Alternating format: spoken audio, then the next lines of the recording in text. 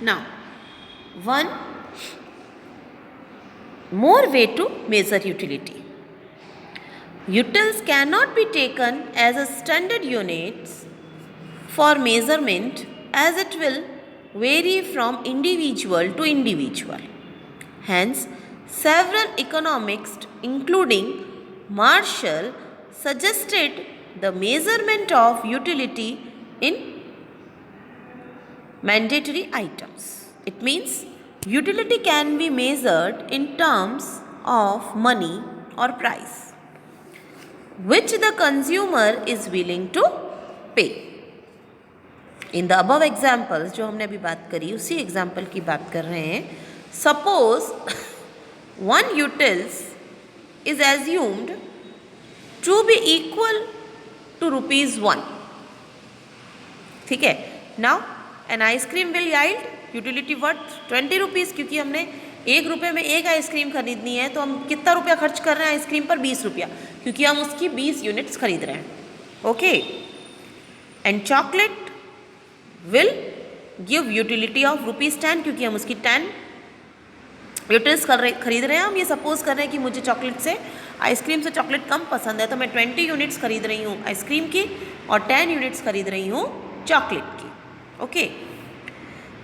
This utility of ₹20 from the ice cream and 10 from chocolate is termed as value of utility in term of money.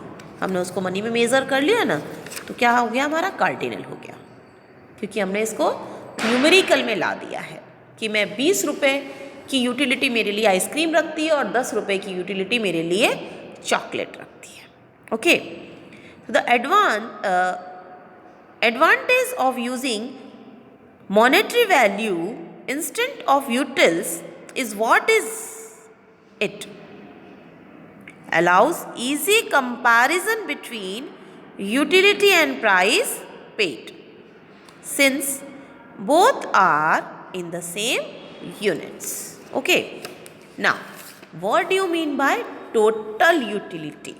अब ये total utility अब हम बात करेंगे. total utility, marginal utility, average utility, अब इन सब चीज़ों की बारी हमारी आती है. तो देखिए टोटल यूटिलिटी क्या है. देखिए हमने 20 यूनिट्स किसकी? चॉकलेट्स की यूज़ करी और 10 यूनिट्स हमने 20 यूनिट्स जो है वो हमने आइसक्रीम की यूज़ करी और 10 यूनिट्स हमने चॉकलेट्स की यूज़ करी. तो मेरी टोटल यूटिलिटी कितनी हो गई है? 30 हो गई है. क्लियर. अब इसमें मैं ऊपर नीचे कुछ करती हूँ तो क्या हो जाएगा? मेरी यूटिलिटी भी ऊपर नीचे हो जाएगी. क्लियर है. तो यहाँ पर total utility refers to the total satisfaction obtained from the consumption of all possible units of a commodity. Clear. It measure the total satisfaction obtained from consumption of all the units of that goods. Clear. For example, if the first ice cream gives you satisfaction of 20 utils and second one gives 16 units, तो अब आपका total देखिए. एक बात पक्का है कि हम जैसे जैसे चीज़ों का यूज़ करते लाते हैं उसकी यूटिलिटी हमारे लिए कम होती जाती है. एक तो हम खेल कर जब आते हैं तो हम बहुत भूखे होते हैं तो जो फर्स्ट चपाती मम्मा देती है आपको खाने के लिए उसकी यूटिलिटी लिए आपके हाई ऑफ द पीक होती है, बहुत ज़्यादा होती है. लेकिन सेकंड चपाती में और कम होगी, फिर और कम होगी, फिर और कम होगी, फिर और कम होती चली जाती. मतलब यूटिलिटी जो है वो हर चीज़ के कंजप्शन के बाद कम होती जाती है. देखिए एक बार तो आप नया गाउन लाकर पहनती हैं तो उसकी यूटिलिटी आपके लिए माइंड ब्लोइंग होती है, बस यही है. लेकिन जब वापस आपको सेकंड टाइम उसको पहनने के लिए कहा जाए तो उसकी उपयोगिता आपके लिए थोड़ी कम हो गई. जैसा फर्स्ट टाइम जो आपके पास क्रेज़ था उसको पहनने का सेकंड टाइम में वो नहीं रहता. फिर थर्ड टाइम में और नहीं, कुछ समय बाद आप कहते थे मैं इसे नहीं पहनूंगी, मैंने बहुत बार पहन लिया, क्योंकि अब आपके लिए उसकी उपयोगिता क्या हो गई है? फिनिश हो गई. तो इसी तरीके से इसमें चलता है कि पहला यूनिट काम में लेने पर उसकी उपयोगिता आपके पास 20 रही होगी, सेकंड आइसक्रीम खाने पर उसकी उपयोगिता आपके लिए 16 रही होगी. तो now what is your total utility? 20 + 16 it is 36. Okay. और उसके बाद थर्ड आइसक्रीम खाएंगे आप, 10 हो गई. Now what is your total utility? It is 46.